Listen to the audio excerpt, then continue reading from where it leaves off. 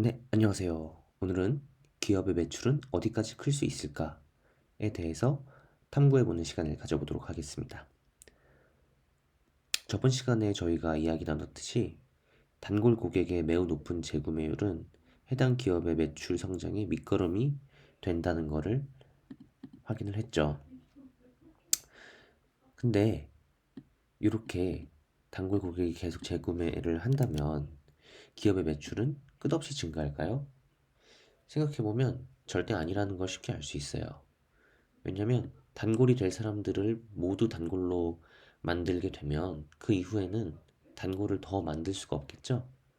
따라서 이때부터는 매출이 증가하지 않을 겁니다.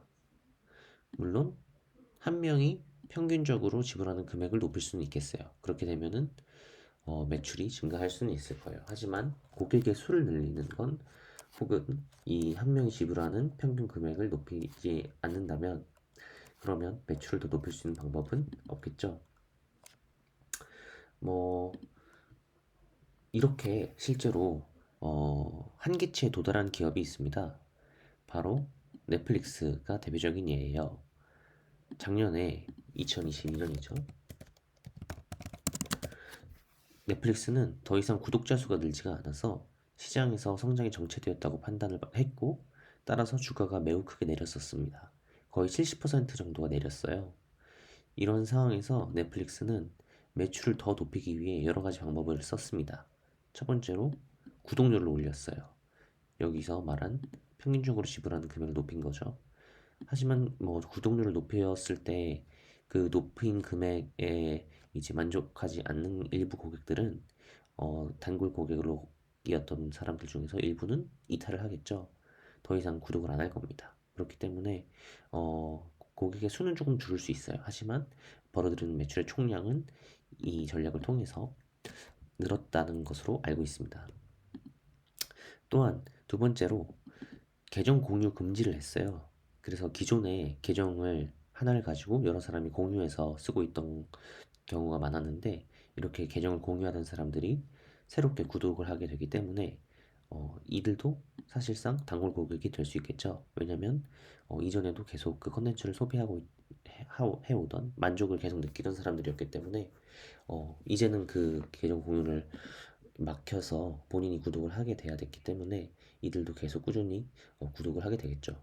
물론 뭐 돈이 아까워가지고 이제 공유를 하고 있었던 사람들이 대부분일 거예요. 그래서 그 낸 돈만큼 이제 가치를 못 느끼면은 그 중에 일부는 단골이 되진 않겠죠. 하지만 어쨌든 이 계정 공유 금지를 하면은 원래 이제 공유하던 사람이 구독을 하는 사람들이 있을 거기 때문에 대체로 이 매출이 증가하는데 긍정적인 영향을 줄 겁니다.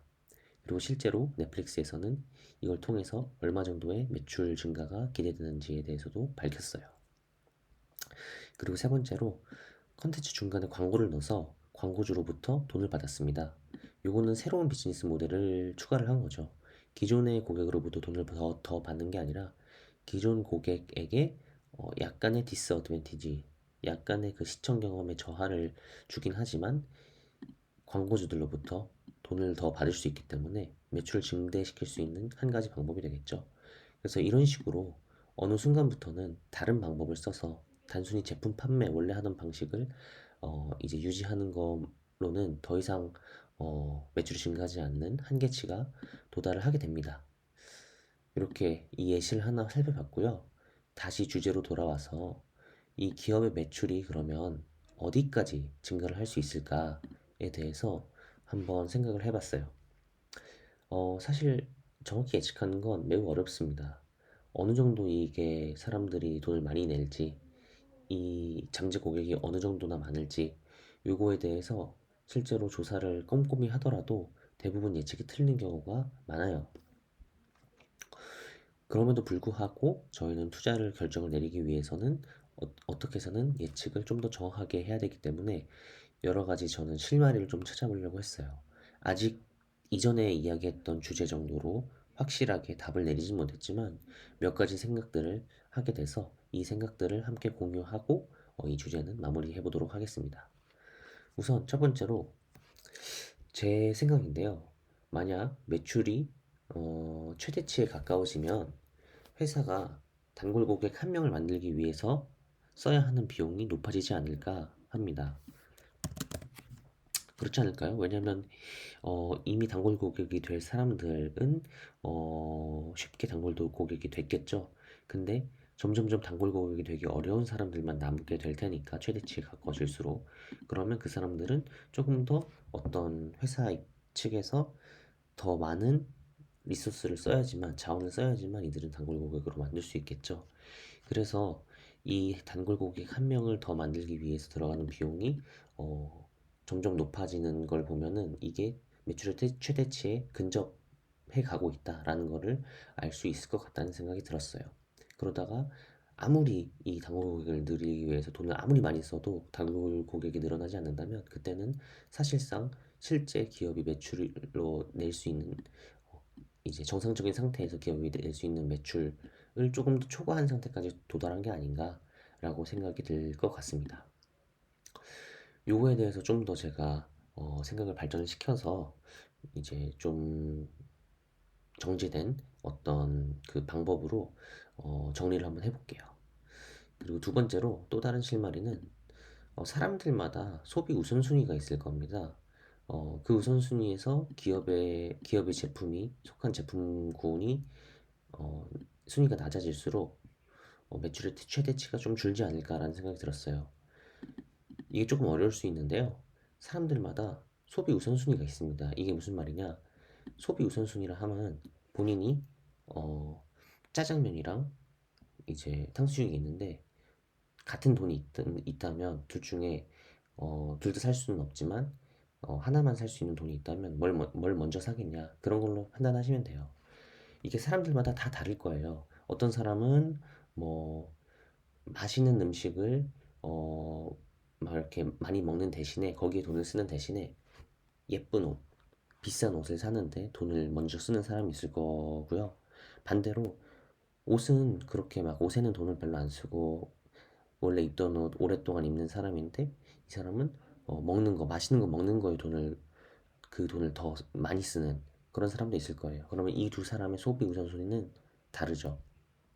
이런 식으로 사람마다 소비 우선순위가 있을 텐데 그 우선순위 안에서 지금 저희가 탐구하려는 기업의 제품이 속한 제품군 예를 들면 뭐 스마트폰이라고 한다면 스마트폰이라는 제품군이 신형 스마트폰 모델로 바꾸는데 들어가는 돈이 있을 거고 그걸 다른 데 쓸 수도 있을 텐데 신형 스마트폰으로 바꾸는 결정을 하는 그 이제 우선순위가 뭐 짜장면을 먹거나 그 돈으로 뭐 옷을 예쁜 옷을 더 산다든지 아니면은 뭐 게임을 한다든지 아니면 뭐 다양한 뭐 자녀의 교육에 쓴다든지 이럴 수 있는데 그런 것들에 비해서 점점 제품군의 그 순위가 낮아질수록 해당 기업이 벌어들일 수 있는 매출의 최대치는 줄지 않을까 하는 생각이 듭니다. 요게 제가 왜 이런 생각을 하게 됐냐면요. 이와 관련해서 워렌 버핏이 이제 한 말이 있었어요. 이제 얼마 전에 있었던 주주총회에서 이런 말을 했는데요. 그는 이제 애플 제품에 대한 사람들의 우선순위가 높다는 거를 말했어요. 그걸 어떻게 표현했냐면 미국의 사람들은 세컨카를 사기보다는 신형 아이폰을 사는 것을 더 원한다. 라고 얘기를 했어요. 다시 말해서 사람들은 자동차 뭔가 이제 세컨카가 있으면 편하잖아요. 가족 단위가 있을 때 차가 하나 있는 것보다는 차가 두 개 있어서 그때그때 같이 써야 될 때는 이제 두 개를 다 쓰는 그런 게 이제 편리하니까 세컨카를 사기를 원할 텐데 그거보다는 지금 가지고 있는 핸드폰을 신형 아이폰으로 바꾸는 거를 더 먼저 한다는 거죠. 돈이 생긴다면 세컨카를 사는 것보다는 신형 아이폰을 사는 걸 더 먼저 하려고 하는 사람들이 대부분이다. 라는 말을 했습니다.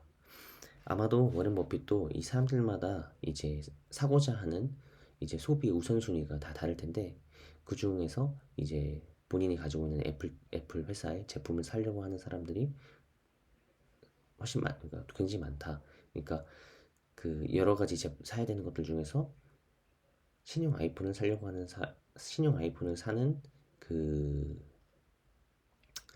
이제 위시리스트라고 생각하면 쉬울 것 같아요. 소비 우선순위를 위시리스트라고 보면은 내가 먼저 사려고 하는 거 그 리스트가 순서대로 있을 때 신형 아이폰의 순위가 굉장히 높다라는 걸 말한 걸로 이해하시면 될 것 같아요.